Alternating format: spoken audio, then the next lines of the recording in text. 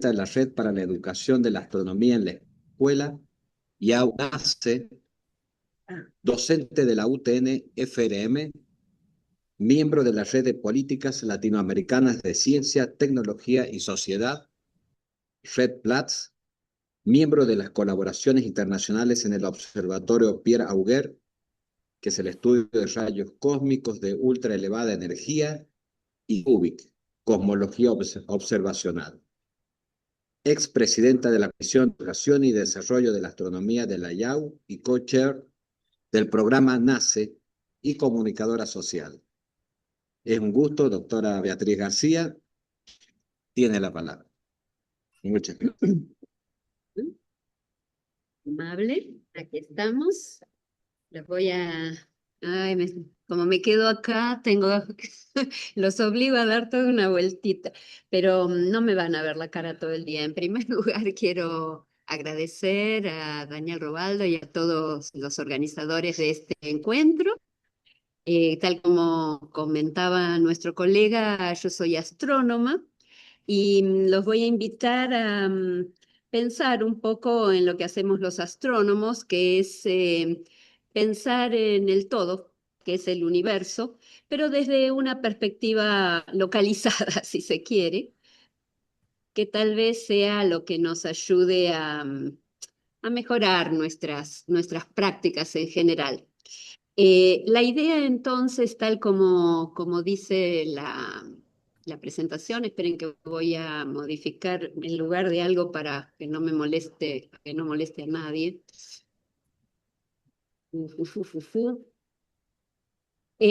Como les comentaba, entonces vamos a trabajar voy a cerrar aquí también. Listo. Espero que lo estén viendo todo razonable. ¿Lo puedo sacar? Perfecto. Este paseo que les invito a dar tiene que ver con mm, esperen que no sé qué pasó, que no lo puedo, lo que tiene, todo lo que vamos a ver en este espacio que me ha tocado en suerte en el día de hoy, tiene que ver con considerar la ciencia y la tecnología como parte de la cultura y en ese sentido del entramado social. Entonces, cuando hablamos de la ciencia y la tecnología como si hubiera sido creada por algún ente no natural, yo los invito a que cambiemos esa perspectiva, porque todo lo que emana del ser humano es humano. De manera que las civilizaciones son creadoras y destructoras de esto que podríamos llegar a llamar utopías, pero que tiene que ver con nuestros sueños y nuestros ideales. Siempre esos sueños e ideales, aunque lo neguemos o aunque lo manifestemos de otra manera, se relacionan con una sociedad mejor y constituyen siempre la base de una nación soberana, que es a lo que aspiramos. Entonces, en aquellos puntos de contacto que existen entre las ciencias que nos gusta llamar naturales no biológicas, probablemente la astronomía es la que menos dificultades tiene para comunicarse con las personas que no se dedican de manera profesional a la ciencia, porque permítanme decirles que, de acuerdo a mi visión de lo que es el ser humano y la naturaleza, todas las personas hacen ciencia aún sin saberlo. La persona que cocina, la persona que produce una hebra de lana de llama para producir un poncho, un tejido, una manta, la persona que pone una semilla en el suelo y a los meses ve su planta germinada. Todos hacemos de alguna manera ciencia y solo algunos poquitos nos dedicamos a esa actividad humana de forma profesional. Pero la astronomía, les decía, no es una disciplina que cree rechazo. Todo lo contrario, las personas tienen dudas respecto de la disciplina, quieren saber más, se maravillan viendo el cielo nocturno o el cielo diurno, porque si hay sol en el cielo ya mirar el sol implica y explicarse qué pasa con el sol implica hacer astronomía.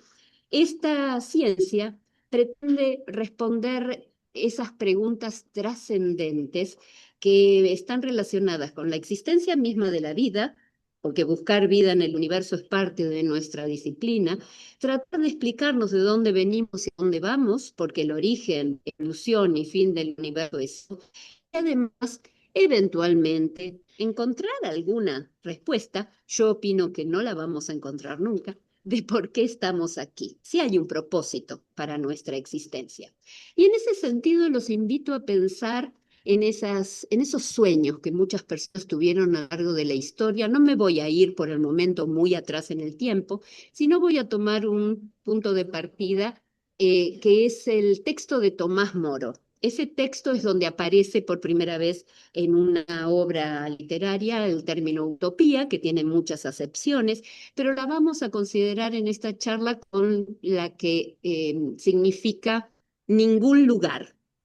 Tomás Moro en 1516 plantea la existencia de una isla en donde hay una sociedad ideal, donde no existe la propiedad privada, ni siquiera se conserva una casa por tiempo indeterminado, sino que uno va cambiando de casa en casa. Y también plantea problemas, porque no hay ese ningún lugar que no es más que el lugar de nuestros sueños, también es un lugar con dificultades, porque somos seres humanos. En el mismo año que Tomás Moro publica este texto que lo encuentro maravilloso, en ese mismo año una persona que se llamó Juan Díaz de Solís descubría el Río de la Plata, aquí en mi país, en Argentina, y en el Río de la Plata, esa islita que ven allí abajo a la derecha, que es la isla que hoy conocemos como Martín García. Siempre me he preguntado si en esos momentos, esos personajes que eran casi analfabetos, que seguramente no conocían a Tomás Moro, no consideraron estas tierras como la utopía que buscaban en una Europa que estaba en serios problemas. Estamos hablando del siglo XIX. Un astrónomo hace unos 100 años también llamó islas a las galaxias, las llamó universos islas. Parece que una isla nos protege de algo que está amenazando en el exterior, pero la realidad es que este tema de sociedades en lugares pequeños, autosustentadas, son cosas que están en la mente de los seres humanos. Los invito a reflexionar también en otras manifestaciones artísticas en donde hay sociedades ideales que llegan a ser ideales después de mucho tiempo y que pasan por enormes catástrofes sociales. Y en ese sentido, creo que una de las personas que ha escrito con mayor certeza esos problemas es Úrsula Le Guin. Úrsula Le Guin en los años 70 publicó Los Desposeídos, una obra que les recomiendo profundamente, en donde la historia ya no ocurre en una isla en el planeta Tierra, sino que ocurre entre dos objetos celestes, un planeta llamado Urras y su luna, que se llama Anarres. Allí, en este lugar que podría ser ideal, nos encontramos con habitantes que son expulsados del planeta Urras por una revolución anarquista que instaura en esta luna a donde los mandan como exiliados, eh, una sociedad completamente que comparte todo, una especie de utopía en donde hay científicos que pretenden llevar adelante una serie de descubrimientos, de nuevas tecnologías. Es más, son científicos y filósofos en el sentido de la ciencia a lo largo de la historia,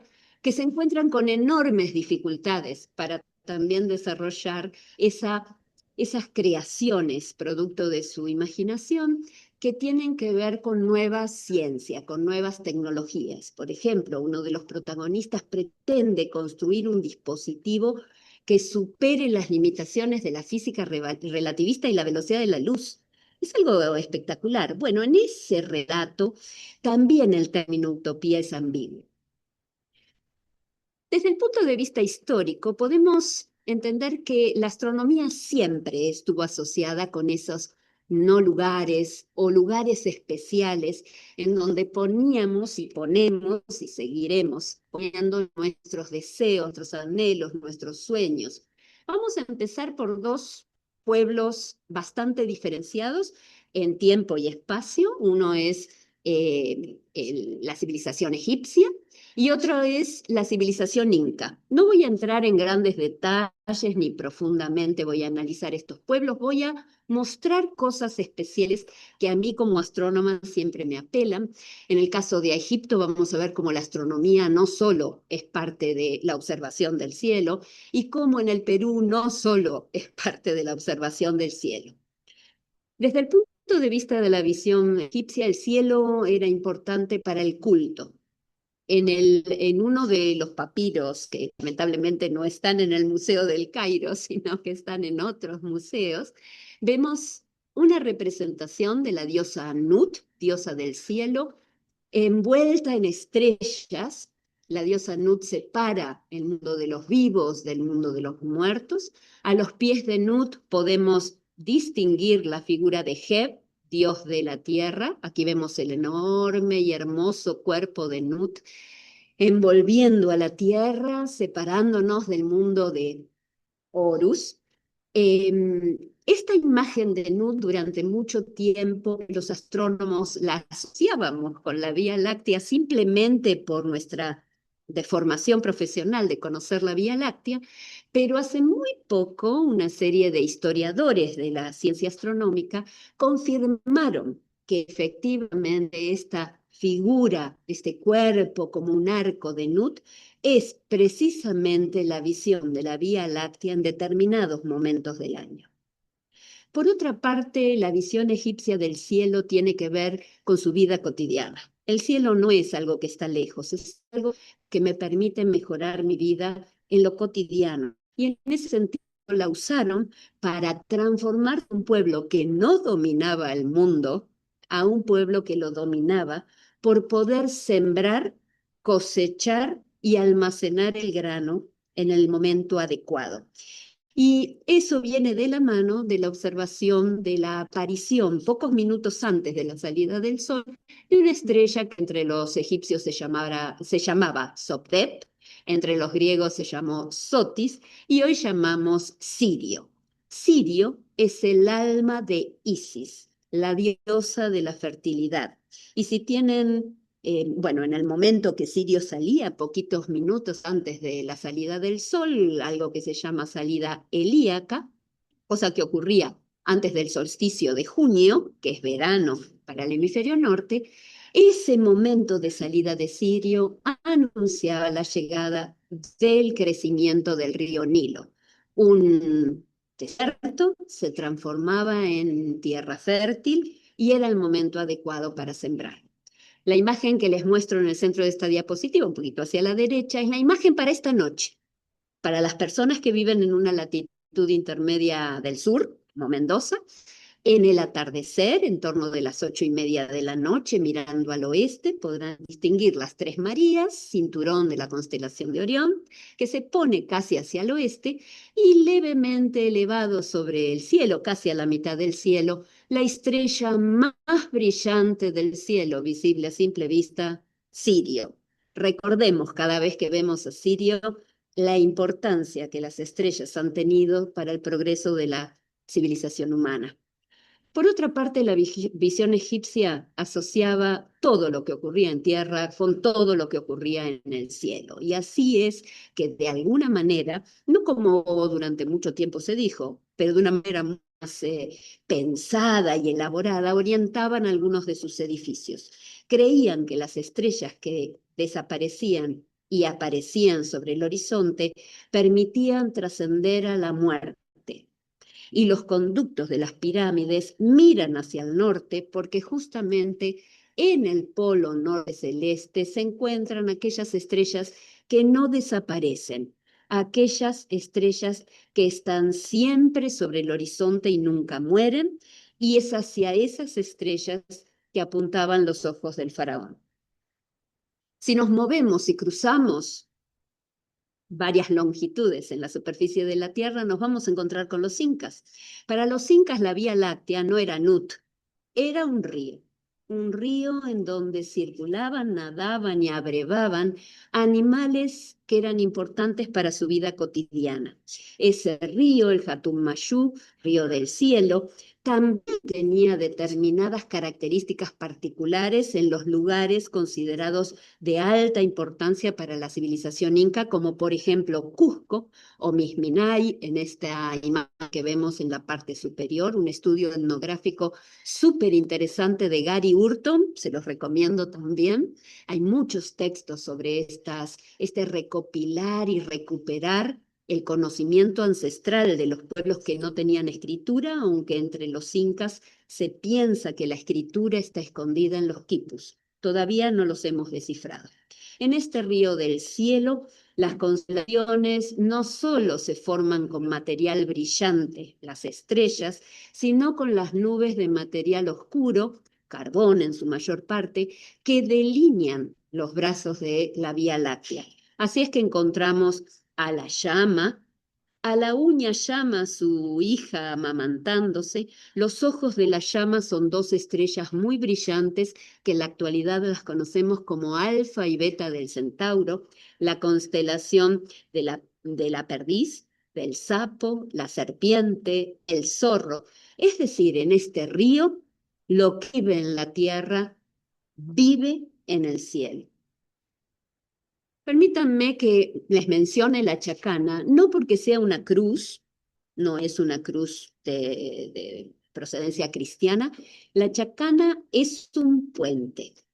Chacana quiere decir puente, es el puente para nosotros, es el puente de la observación entre la tierra y el cielo, para los ojos humanos elevados al firmamento. No es un símbolo vinculado con deidades. La chacana representa fechas rituales y orientaciones cardinales. Tiene que ver con ceremonias, pero de la naturaleza y del hombre. Por otra parte, la visión inca, así como entre los egipcios se relacionaba con la arquitectura, también tiene vínculo la astronomía con la arquitectura inca. La deidad del cielo entre los incas es el cóndor. Y basada en este conocimiento y en esta forma de unir los dos paisajes, el terrestre y el celeste, las ciudades dedicadas a esas deidades también tenían la forma, el diseño de aquello a las que estaban dedicadas. En el caso de Machu Picchu, verán que aquí tenemos la cabeza, el cuello, las alas y la cola del coco. Estos pueblos no separaban ambiente terrestre de celeste, eran uno solo y la vida cotidiana dependía de observar ambos ambientes. Cuando hablamos de utopías modernas, tal vez debamos inspirarnos en eso que los pueblos del pasado hicieron, pero no lo podemos hacer igual, somos personas del presente. Utopías modernas tienen que ver con sueños también, tienen que ver con búsquedas, tienen que ver con lugares que no sabemos si existen o no existen, y por eso elegí solo dos cosas. Elegí la búsqueda de exmundos y qué hacemos en la Argentina para sobrevivir siendo ciencia de primer nivel en un país periférico. En el caso de los exoplanetas, que son planetas que orbitan estrellas que no son el Sol, les quiero contar simplemente que este camino de descubrimiento es relativamente reciente. El primer exoplaneta descubierto en la historia de la humanidad se llama 51 Pegasi, así lo llamaron, así se llamaba la estrella antes que sus descubridores descubrieran que en torno de esa estrella había un mundo del tamaño de Júpiter. Cosa que ocurrió en 1995, dos investigadores, dos astrónomos suizos, Didier Queloz y Michel Mayor, publicaron su artículo en ese año. Había una carrera tremenda en la ciencia buscando exomundos. Ellos publican por primera vez este descubrimiento en el 95 y en el año 2015 Este sistema de planeta y exomundo es rebautizado gracias a una campaña de ciencia ciudadana, como le decimos a estos proyectos donde invitamos a la gente a que participe del descubrimiento. Son rebautizados, hoy los conocemos como Helvecio y Dimitio. Y en el año 2019, estos dos descubridores reciben el premio Nobel. No es un descubrimiento revolucionario en términos de descubrir la última partícula elemental de la naturaleza o descubrir el gravitón, que todavía no está descubierto. Es un descubrimiento fundamental para la humanidad, cosa que no siempre los Nobel atienden. Descubrir mundos más allá de la Tierra es parte de esta búsqueda de mundos que no sabemos si existen, en la que estamos embarcados los astrónomos y astrónomas del mundo también. Estos exomundos no son fáciles de descubrir. Se necesitan nuevas tecnologías especiales, se necesitan telescopios en el espacio y además no todos son parecidos a la Tierra. Eso que llamamos segunda Tierra tiene que ver con determinar algunos parámetros que nos hacen pensar que ese objeto es parecido a la Tierra. Hasta el día de hoy, por más que hayamos descubierto más de 5.500 sistemas exoplanetarios, ninguno se parece exactamente al sistema solar. No hay manera de ubicarlos en grupos.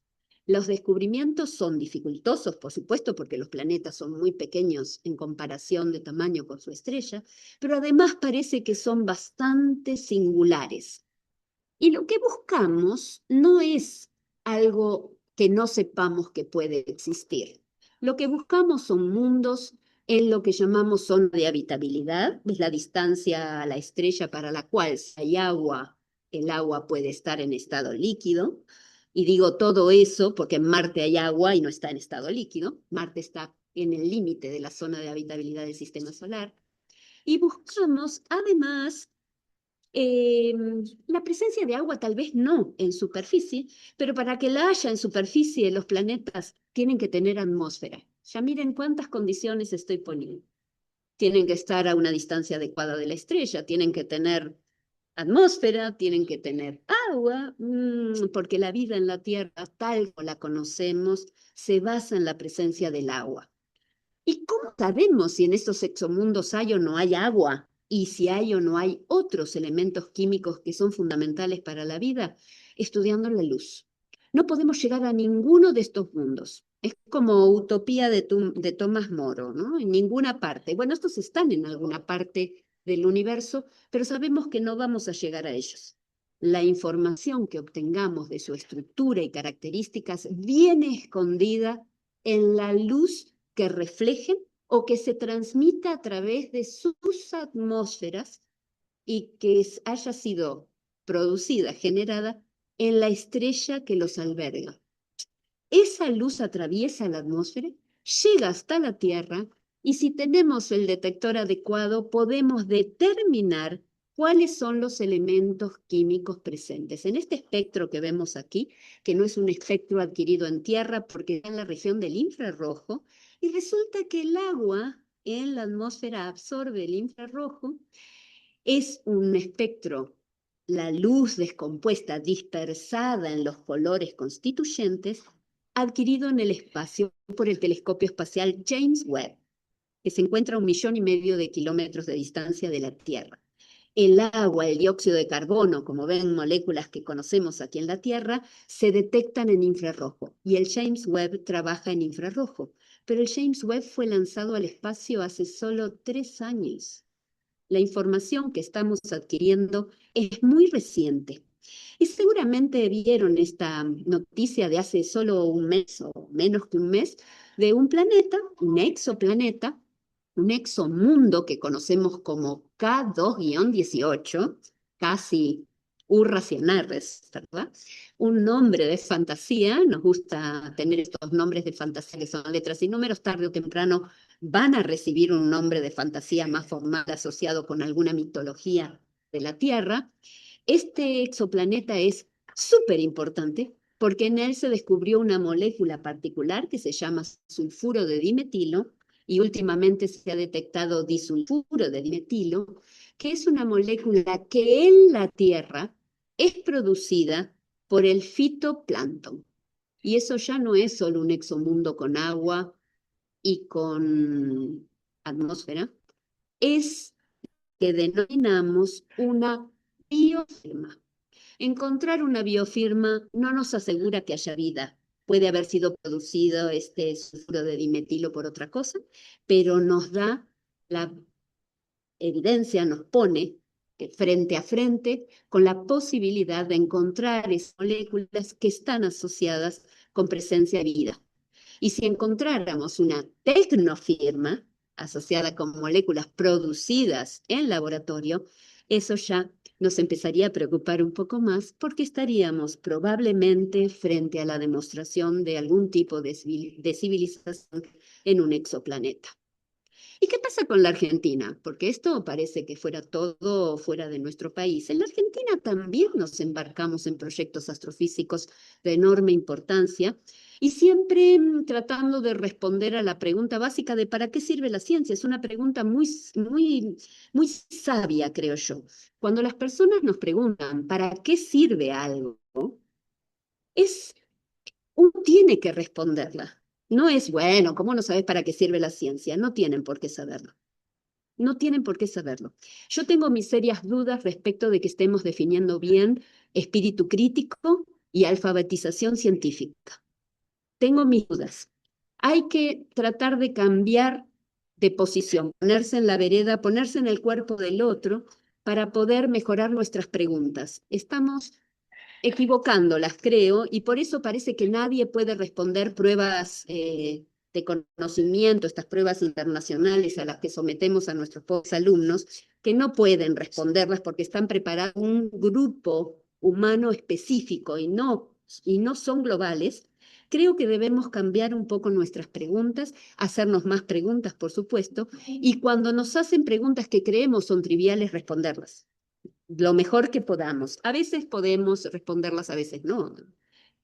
En general, si bien la ciencia es una actividad de preguntas, no tenemos las respuestas. Eso hay que tenerlo claro y probablemente jamás las tengamos. Como astrónoma se los digo, nadie cree que hace ciencia porque va a encontrar todas las respuestas. Lo único que pretendemos es mejorar las preguntas.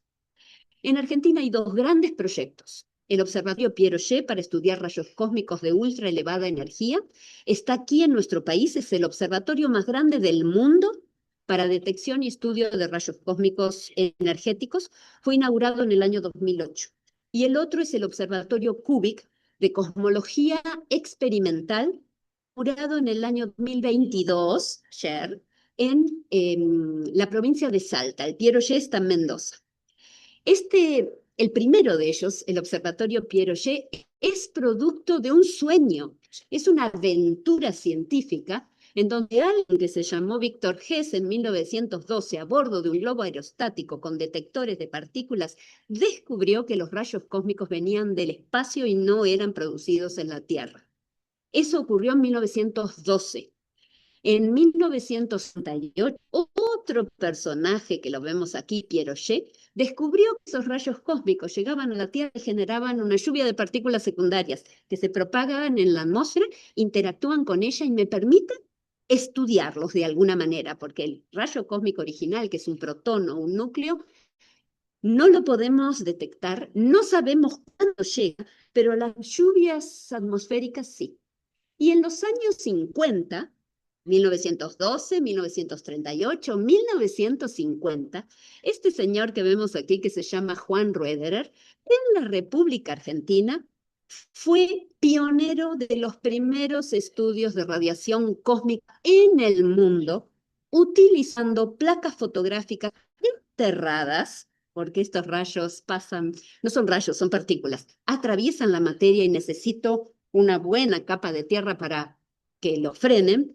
En Cerro Laguna, Plaza de Mulas, Aconcagua, en distintos lugares en Mendoza, siendo estudiante aún de la Universidad de Buenos Aires, produjo los primeros resultados publicables sobre rayos cósmicos. Y a la derecha vemos algunas personas en la actualidad en el Observatorio Piaget, participando de experiencias inmersivas para explicar de qué se tratan los rayos cósmicos, estas partículas que vienen del cosmos y que son difíciles de detectar, pero que al atravesar la atmósfera y a pesar de esta imagen que están ustedes viendo, no se ven. Estas son todas simulaciones, pero son trazadores de fenómenos ultraenergéticos en objetos que están más allá de la Vía Láctea. Como les decía, se inauguró en 2008, su construcción se inició en el año 1998 y al día de hoy tenemos 1.660 detectores instalados, 27 detectores de la luz que se produce en la atmósfera que se llama fluorescencia. En el interior de los detectores que están en la superficie también se produce luz. Toda la información del cosmos finalmente se saca de la luz, o bien producida, o bien consecuencia de la interacción de estos mensajeros, partículas, con la materia. Se produjeron descubrimientos en Argentina, se produjeron descubrimientos revolucionarios. Por ejemplo, sabemos que los rayos cósmicos de más alta energía no son de origen galáctico, no vienen de la Vía Láctea, sino de afuera, de otras galaxias. Y el otro proyecto es CUBIC. CUBIC está en Salta, 5.000 metros de altura. ¿Por qué? Porque CUBIC observa en las microondas. Y las microondas, que son ondas largas, interactúan mucho con el vapor de agua. Y entonces necesitamos poner los telescopios a una gran altura para poder detectar que la radiación de fondo cósmico, el remanente fósil del Big Bang, y tratar de determinar allí lo que pasó en los primeros instantes del universo, observando lo más viejo que la astronomía puede ver y que llamamos radiación de fondo cósmico en microondas. Este instrumento, que es un instrumento revolucionario, está en la República Argentina. ¿Ya hicimos algunas observaciones? Sí, ya empezamos a trabajar. La ciencia avanza lentamente, aunque ustedes crean que estamos una instantánea y ya tenemos información, no, avanzamos muy lento. Hay que adquirir imágenes a lo largo de años para poder tener resultados. Imagínense, el Piaget se inauguró en 2008 y los resultados revolucionarios son de esta década. De esta década, estoy hablando de los años 20 del siglo XXI. Entonces, a lo largo de los milenios, la astronomía marcó el desarrollo humano. No hay duda de que estamos relacionados con el universo, no solo porque nos llama la atención, sino porque provenimos de él. Estamos hechos de los elementos químicos que se producen en el núcleo de las estrellas o durante sus muertes. No hay otro origen de la materia más que ese. ¿Cómo no vamos a estar relacionados si somos producto de la evolución del universo? Y por otra parte, hay proyectos astrofísicos de envergadura que se pueden hacer en países periféricos y que son una oportunidad para esos países. Marcan un creciente interés en las ciencias, pero no solo en los científicos, en la gente. Promueven una cultura científico-tecnológica, aumentan la conciencia cultural y medioambiental, porque la astronomía es sustentable y proteccionista. Y además muestran que solo el esfuerzo, mucho esfuerzo, produce grandes resultados. Integran a la comunidad, pensada la comunidad como un todo, y aceleran procesos de desarrollo social.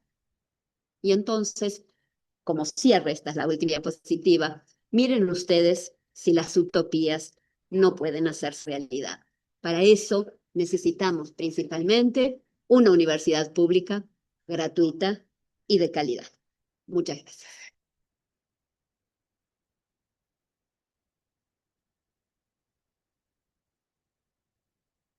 Bueno, no sé si hay alguna pregunta.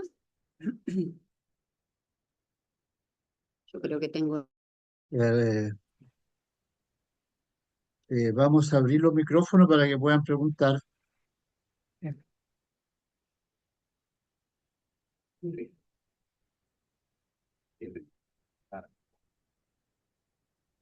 Quiero agradecer a todos los que están aquí, que son, bueno, sin contarme a mí, 15 personas. Así que espero que la hayan pasado bien. Veo algunos nombres de gente que conozco, así que gracias por estar. Bien. Ya pueden abrir los Ustedes dirán. micrófonos. Esperen que me vean. Si alguien quiere preguntar, que levante la mano. Bar, ¿podemos activar el video o no? ¿El Sí, video de dónde? Ah, cada uno, yo creo que sí, yo no tengo mucho poder, pero sé que cada uno de ustedes lo puede habilitar. No, acá sale un mensaje que dice no puede iniciar su video porque el anfitrión lo ha deshabilitado. Ah, yo no creo ser anfitriona, pero puedo mirar. No, no, yo soy el es Iván. anfitrión. Iván es el anfitrión. A ver, déjenme ver quién. Porque acá Acá estamos está, en una zona oscura. Tengo chiquito, ahí está. ¿Pueden Sí. habilitar ahora? Ay. A Ah, ver sí, ahora ahora. sí. Ya hemos recuperado la visibilidad. Hemos llegado Sí, al universo visible. sí, bueno. Yo no puedo todavía. Bueno. Yo tampoco. Creo que ¿Qué tienes que abrir para todos. Pero abrí Yo para todos. creería, yo creería que lo abrimos para todos, pero voy a volver a revisar. No, A sí, ver, lo que pasa es que no me permite hacerlo así como global.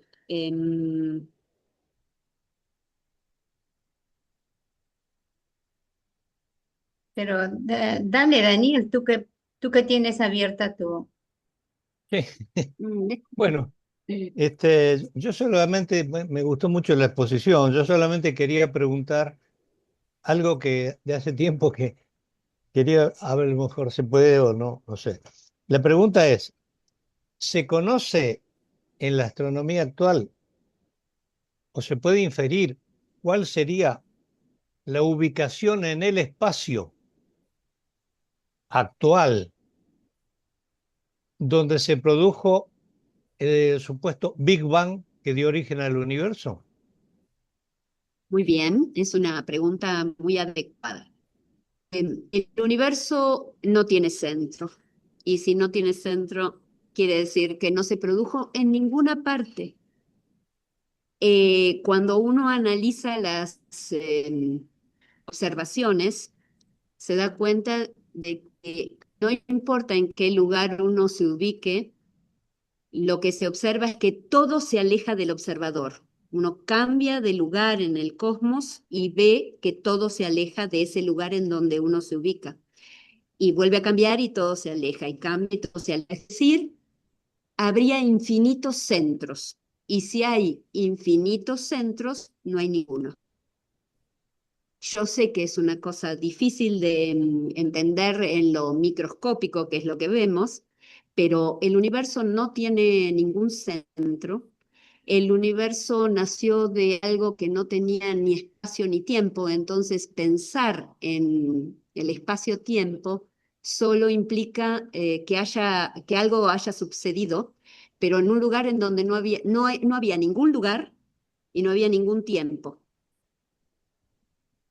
Entonces, hay que desentenderse, hay que despojarse de cualquier idea, pensamiento, en principio de lo que nos enseñan en la escuela, que es puro Newton. No, hay que sacarse todo eso de la mente. Ni siquiera es la cuántica, en el sentido de que el electrón está en un punto A y pasa a un punto B y no sé lo que sucede en el medio, no, va más allá que eso.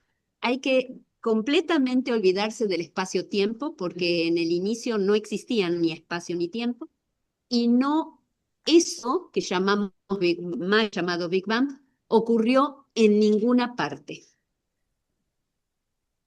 Es curioso, ¿no? No es la imagen que Sí, se difunde, maravilloso, digamos. diría yo. Es maravilloso. Es una Claro. cosa tremenda. Por eso, por eso cuando me dicen, ay, van a poder saber cuándo, a mí no es preocupe, porque no hay para qué pasó antes, ¿no? Nos preguntan mucho, es muy frecuente. Y antes, para la astronomía como disciplina, no hay un antes. Para que haya un antes y un después tiene que existir el tiempo. Y en lo que llamamos origen del universo no existía ni tiempo ni espacio. Entonces, hablar de un antes no tiene sentido, si no había tiempo. No hay Claro. tiempo. Pero en ese sentido hay que pensar en las filosofías ancestrales.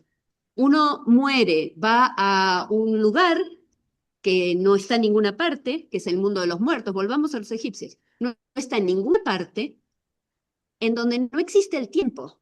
Lo dicen ellos. Y en donde además las personas siguen haciendo lo mismo que hacían en la vida cotidiana en la Tierra, solo que no sufren, no pasan necesidades, no tienen problemas, se sienten felices. ¿Cuánto tiempo? Por siempre, si no existe el tiempo y no existe ese mundo en ningún lugar. Buenísimo. Bueno, la astronomía solo nos habla de que eso es así. Es la Curioso. utopía ¿Alguien perfecta. más? Muchas gracias. Si levantan la mano, No. mejor para organizarlo.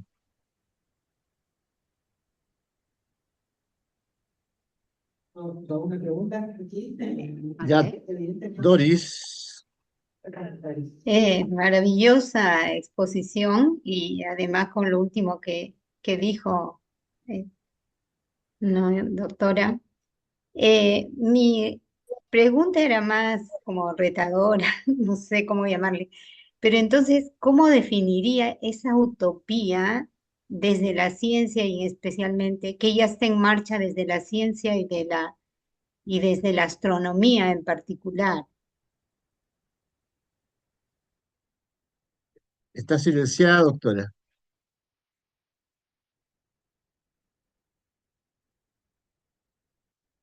Doctora, está silenciada. Pero Ahí no sí. toqué nada. Les decía que cuando uno habla en términos astronómicos global, no en la astronomía es una disciplina bastante especializada en el sentido de que cada persona somos como una celulita en un organismo grande y hacemos trabajos pequeños. Pero todos los trabajos pequeños tienen por fin tratar de encontrar las preguntas trascendentes, ¿eh? Origen, evolución, de dónde venimos, a dónde vamos, si tenemos algún sentido en esta vida. Ninguna de esas preguntas, creo yo, tienen una respuesta. Y creo que no la vamos a encontrar. Pero eso es precisamente una utopía, es algo que nos ayuda, creo que Galeano decía, ¿no? Es algo que nos ayuda a seguir adelante sabiendo que no lo vamos a alcanzar. Entonces, la astronomía en sí es una ciencia utópica. Y los temas de astronomía podemos ser más o menos racionales, por llamarlo de alguna manera, no me gusta el término mucho. Somos gente, somos seres humanos y podemos estar más o menos interrelacionados con el ambiente y sentirnos más o menos parte de él o sentirnos más o menos trascendentes en el sentido de nuestro origen cósmico. Pero nuestras preguntas son preguntas que muy difícilmente puedan llegar a tener alguna respuesta en algún momento. De manera que es una ciencia utópica. Pero es justamente eso lo que nos ayuda a seguir adelante. Si pudiéramos tener todas las respuestas, la ciencia no tendría sentido. La ciencia es eso, es hacerse preguntas, tratar de correr los límites, tratar de que alguna vez haya algo que sí nos permita obtener una respuesta. Y siempre tiene un único fin, por más que pueda ser usada de muchas maneras. El fin es mejorar la vida. Es que podamos vivir más años, o que podamos vivir con mayor confort, o que podamos tener herramientas que nos ayuden en nuestra actividad cotidiana. Ahora mismo, sin la ciencia no estaríamos comunicando, yo no sé desde dónde están ustedes, es algo así como no sé dónde están, en ningún lugar para mí, pero están en alguna parte de este planeta Tierra. Sería imposible que nos comunicáramos ahora, viéramos, que nos escucháramos, sin la ciencia y la tecnología. Por eso cuando la gente dice, ay, la tecnología es mala, ni mala ni buena, es un producto humano, es algo artificial. ¿Cómo puede ser artificial algo creado por el hombre? Yo me lo pregunto todos los días. ¿Es una manipulación de la materia? Sí, claro, pero sembrar una semilla y que una planta que era venenosa y me mataba se transforme en comestible, también es manipulación de la naturaleza. Y eso hicieron los incas, ¿verdad? Y los mayas y casi todos los pueblos en la tierra. Modificaron cultivos. Y entonces, ¿qué es natural, qué es artificial? Lo que pasa es que cuando uno manipula la materia, empiezan a aparecer responsabilidades. No es la tecnología es mala, es ser responsable, es como tener un hijo. ¿Ahí manipulamos o no manipulamos la materia? Por supuesto que sí. Ah, pero eso es manipulación natural. ¿Qué es natural y qué es artificial? Cuando yo manipulo, se genera una responsabilidad. Ahí está el punto. ¿Qué es lo que yo hago con lo que manipule? También manipulamos cerebros. Entonces, es la responsabilidad a lo que tenemos que apelar. Es ser responsables de lo que hacemos. Y bueno, yo siempre vuelvo a algún texto. Es lo que dice Saint-Exupéry en El Principito. A ver, ahora soy responsable. Acá dibujé una boa y tengo un baobab y tengo una rosa. Soy responsable. Y eso es lo que en el caso de los seres humanos hemos perdido un poco. Yo sé que podemos encontrar en motivos y explicaciones, pero son excusas, más que explicaciones, son excusas, porque nosotros somos lo que hacemos de nosotros y el mundo en el que vivimos es lo que hacemos nosotros del mundo. Y en ese sentido, la astronomía es una ciencia que muestra, ¿no? Eso. Hay cosas contra las que no podemos actuar. Vida y muerte de una estrella. Ahora, ¿hay que actuar con responsabilidad? Sí. Saber un poco me hace más, me requiere más responsabilidad, sin duda. Cuando yo escucho, ahora les voy a decir algo que todos escuchamos. Hay que cambiar a energías renovables. Miren, la energía solar no es renovable, porque el sol produce energía por combustión, por fusión, no es combustión como la del petróleo, es fusión, es transformación de elementos livianos en pesados por nucleosíntesis, así se llama el mecanismo. Se funden los átomos. ¿Y qué pasa? Uso hidrógeno, produzco helio. Claro, pero a costa del hidrógeno. No es que sigo teniendo hidrógeno. Se acaba. Es como la nafta en el auto. Si me muevo, es a costa de un combustible. Se acaba el combustible, dejé de moverme. A la estrella le va a pasar lo mismo. Sí, es en el plazo muy largo de tiempo, pero no es renovable. Entonces, inclusive tenemos que aprender a usar mejor el lenguaje, ser más responsables en el lenguaje, ser más justos cuando hablamos, y en ese sentido no me cabe ninguna duda que todo esto que estamos hablando viene de la mano de la educación. Pero a nivel superior, cuando ya estamos en el nivel superior, creo que es un poco tarde. El ser humano es flexible, su cerebro es bastante flexible, pero hay cosas que se aprenden desde muy chico y ahí es donde tenemos que prestar un poco de atención y mejorar nuestras conductas. Nada se arregla si no mejoramos primero nuestra propia persona. Hay que empezar por uno para después poder actuar sobre el resto de los congéneres y sobre el resto de la materia no viva. No viva en términos de los seres que se reproducen a ellos mismos como animales y plantas. Pero todo el resto está hecho de lo mismo, ¿eh? Esta silla, esta máquina, todo está hecho de lo mismo. Debemos ser responsables del mundo que nos toca vivir y recordar siempre que no existe el planeta B. Es este el único mundo que tenemos para hacer lo que deseemos. El futuro está en nuestras manos, sabiendo que el mundo, la Tierra y nuestra estrella, el Sol, no van a existir para siempre. Los seres humanos también vivimos como si las generaciones pudieran sucederse por los eones y eones. Eso no va a ocurrir tampoco. Sí, son largos periodos de tiempo. Bueno, pero los astrónomos manejamos estos periodos. Sabemos que nada es para siempre.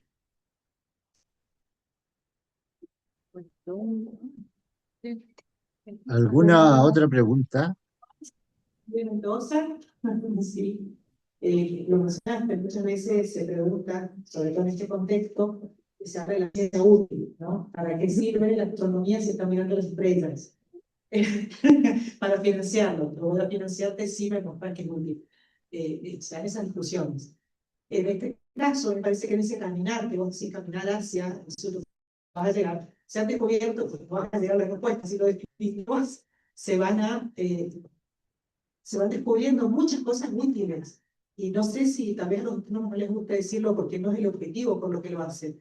Pero ahora, con el conocimiento que tenemos del universo, hemos desarrollado satélites, podemos, a ver si es cierto eso, es una pregunta, si detectamos que un meteorito va a bombardear la Tierra, como pasó en el pasado, que fueron causa de muchas explosiones masivas, ¿tenemos la tecnología para frenar eso, para predecirlo? Supongo que sí, para frenarlo. Y si eso pasa, no es increíble poder tener esa capacidad gracias al estudio que algunos pueden decir que es no difícil.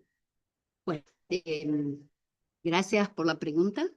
Por supuesto que sí, por supuesto que sí, que en el camino de estudio de la naturaleza uno descubre cosas y para descubrirlas se necesita tecnología. Sin tecnología no sabríamos de qué está hecha la materia, ¿no? Y sin saber de qué está hecha la materia no tendríamos ni televisión, ni radio, ni nada. Eso sí se puede extender a cosas. Tener un telescopio en el espacio, que antes del telescopio hubo un satélite acá nomás, y hay telescopios mucho más cerca que el James Webb, que está a 1,5 millones de kilómetros, pero el Hubble está a 500, nada más. Pero además del Hubble hay cientos de instrumentos en el espacio que estudian la meteorología, los suelos, los cultivos, la posibilidad de inundación, la posibilidad de incendios. Sí, tenemos todo eso, es parte de haber primero observado al cielo y después aplicar las mismas tecnologías para observar la Tierra. Y respecto de los riesgos y peligros que corremos, hay cosas que podemos hacer y hay cosas que no. Por ejemplo, si es un objeto de un tamaño relativamente grande, sí lo podemos detectar con tiempo. Y sí tenemos la tecnología para desviarlo. Y eso ya se ha probado porque ya se han enviado naves al espacio que han desviado asteroides próximos a la Tierra. Podemos desviar. Las películas catastróficas, olvídense, los grandes objetos se pueden desviar. Ahora, si es un meteoroide, que son objetos pequeños que pueden tener centímetros o metros, unos metros, ahí es muy poco probable que lo detectemos con tiempo. Lo vamos a detectar cuando está encima de nosotros, casi a muy pocos kilómetros, pero cuando el objeto es pequeño, la catástrofe puede existir, pero es muy localizada. Y entonces, ejemplos modernos son, por ejemplo, Chelyabinsk, que es un lugar ahí en Rusia, que hace unos años, nada más 2003 creo que fue, no quiero equivocarme el año, pero fue hace bastante poco, un bólido se observó en la ciudad, estallaron todos los vidrios, pero no hubo una catástrofe, no murió nadie. Son objetos que pueden ser capturados por la gravedad de la Tierra y caer. Ahora, si son más grandes, sí, tenemos la posibilidad de descartarlos. Y eso es una especie de, bueno, consecuencia, una especie de efecto secundario o aplicación secundaria de otras tecnologías. A mí, respecto de la astronomía, me gusta más que de cosas catastróficas, me gusta hablar, por ejemplo, de la medicina por imágenes. Porque toda la medicina por imágenes, toda, está basada en tecnología que se creó para la astronomía, que necesita analizar nubes de material interestelar, en el caso del cuerpo humano sería el músculo, nubes de material interestelar, sin poder llegar. Hay que atravesarlas, hay que ver lo que está del otro lado de la nube, hay que ver de qué están hechas esas nubes, y esa tecnología que te permite detectar ondas de radio, microondas u otro tipo de reacciones que se manifiestan en la luz, es lo que usamos en la medicina por imágenes. La imagen digital y todos los softwares que manipulan esas imágenes tienen origen astronómico. El Photoshop, no lo llamamos Photoshop nosotros, pero el software de análisis de imágenes se usó en los años 80 cuando nadie tenía una cámara digital en el planeta Tierra, pero los astrónomos ya estaban usando fotos digitales y analizándolas creando imágenes a partir de la imagen digital, que es una transformación de la energía electromagnética en algo matemático, que interpreta la computadora, y que después vuelve a transformarse en una imagen nuevamente percibible por los ojos. Es una cosa de transformación, porque en ese sentido todo el universo es un simple mecanismo de transformación de la energía. Por eso cuando la gente dice, ay, nosotros somos energía, sí, la materia es masa y es energía, es una equivalencia. Y los electrones tienen masa, pero también son ondas. Es decir, la naturaleza dual del cosmos está demostrada. Y las formas de estudiarlo no empiezan por los seres humanos. Es medio raro esto, pero la ciencia requiere de una tecnología particular que tarde o temprano la usamos en la vida cotidiana. Tampoco el teléfono celular fue inventado para que nos comunicáramos eficientemente, ¿eh? Fue inventado para comunicarse con los astronautas que estaban lejos y no se podía tender un cable.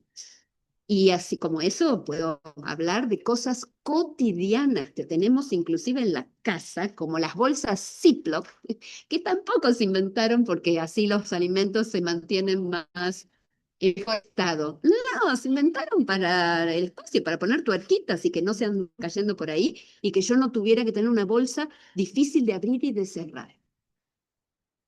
La tapita que cierra el dentífrico. No lo inventaron porque es más fácil y la trapita que se desenrosca es un lío. No, es para que los astronautas se pudieran lavar los dientes y la tapita, que es así chiquita, no ande por ahí en condiciones de gravedad compensada y se pueda meter en algún artefacto y rompa algo. Entonces, muchísimas cosas de la vida cotidiana no vienen de la necesidad de los seres humanos, que la verdad nos adaptamos a condiciones extremísimas y podemos arreglarnos casi sin nada, pero que tarde o temprano también nos beneficiamos de esas tecnologías. Gracias. Muchas gracias.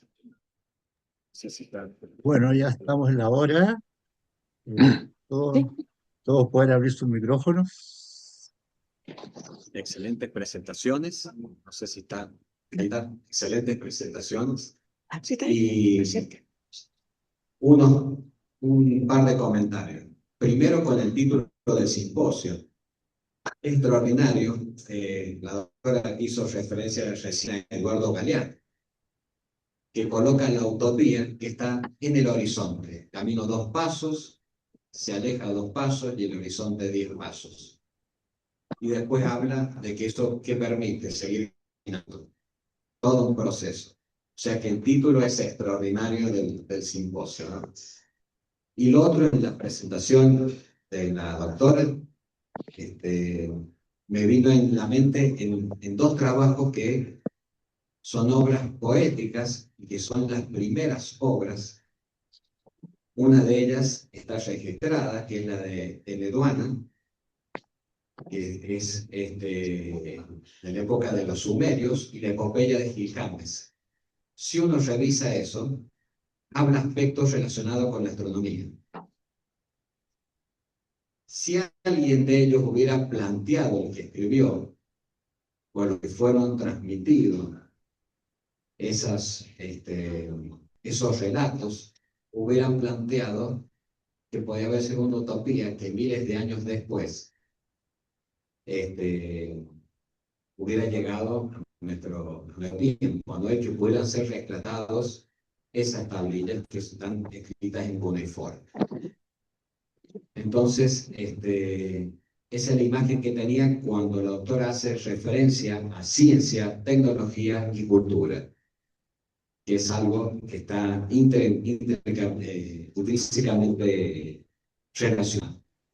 Esos eran los aportes y, bueno, muchas gracias por las presentaciones. Bien. Muchas gracias.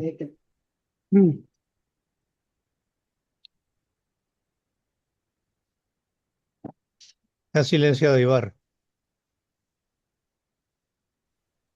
No, diga un aplauso, que estuvo excelente la exposición. Muy buenas preguntas. Muy lindo. Muchas gracias. Muchas gracias. Muchas gracias, Beatriz. Muchas gracias. Excelente, muchas gracias. Muchas gracias, excelente ponencia.